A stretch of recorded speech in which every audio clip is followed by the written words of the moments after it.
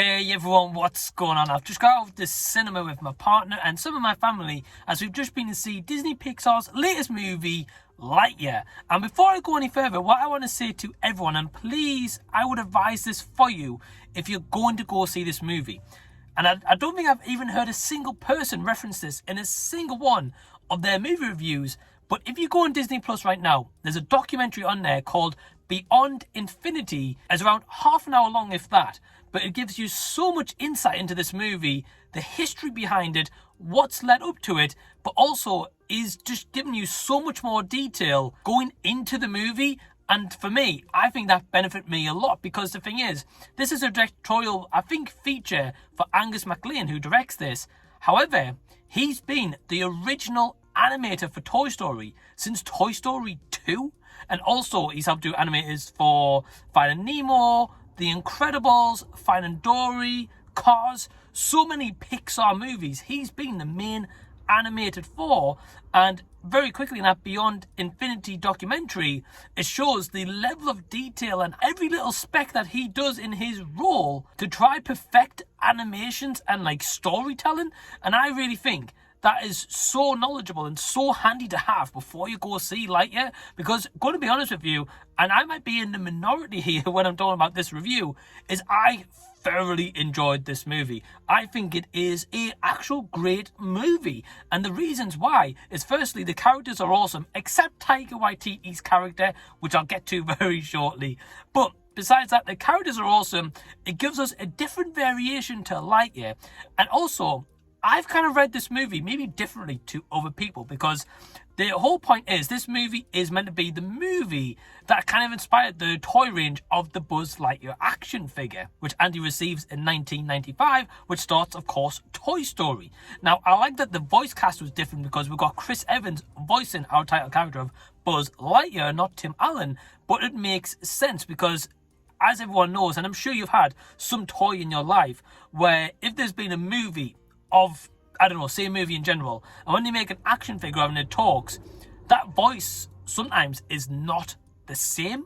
And I think it's great that in Toy Story, Tim Allen's got the voice of Buzz that we know and love, of course, but I like that it's so different, that it's not just like Chris Evans' voice here on in, or Tim Allen was the voice in the movie and now he's the same voice in the action figures, because sometimes that can come down to licensing, it can come down to like the fee for the actor or actress voicing, you know, say actual voices or using that voice likeness into an action figure or a toy. So I really like that aspect, and I think that is done in quite a subtle way, but I think it's really done well. I really enjoyed that. And we've also got a voice cast of here of Keke Palmer, James Brolin, Peter Sohn, and so many other wonderful voice cast. I also like the story here, and the action scenes that we get is awesome. Yes, the pace at odd little times may slow down, but for me, that was not an issue whatsoever because it gave us a bit more explanation about Lightyear. It gave us a bit more of like an emotional side to him.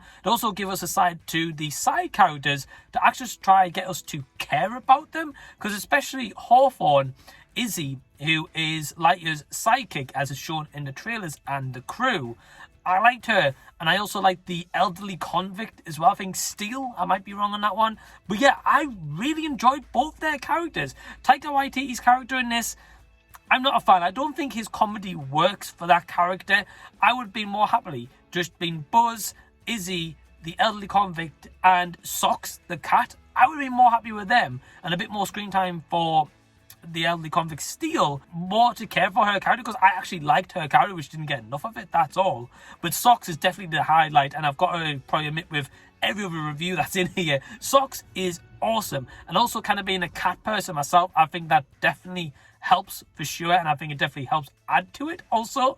But yeah, Socks was incredible. I felt myself very like emotionally engaged in this movie. There was a lot of times I was like, oh no, I hope that doesn't happen, and kind of like on my edge of my seat at times, being like, wow, I would just find myself invested. And if the movie can do that, it means it's done something right.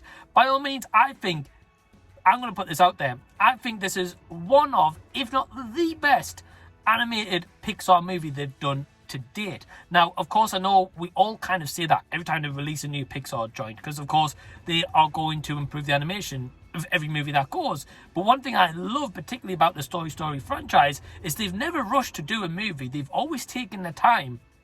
And Lightyear is absolutely no exception. Again, please go see that Beyond Infinity documentary, and you're really going to have your eyes open to this movie, into like behind the scenes of this, which I think has helped me really appreciate this movie more than a lot of people has.